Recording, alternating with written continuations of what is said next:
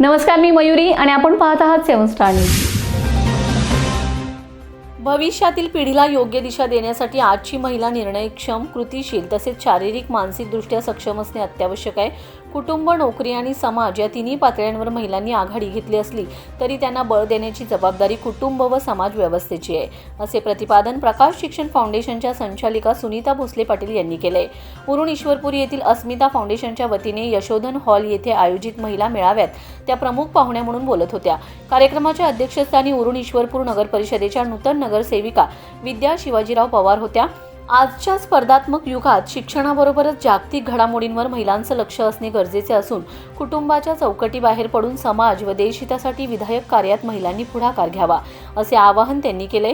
नोकरी व कौटुंबिक जबाबदाऱ्यांबरोबरच महिलांनी नव्या व्यवसायाची जबाबदारीही आत्मविश्वासाने स्वीकारली पाहिजे, असं त्यांनी नमूद केले.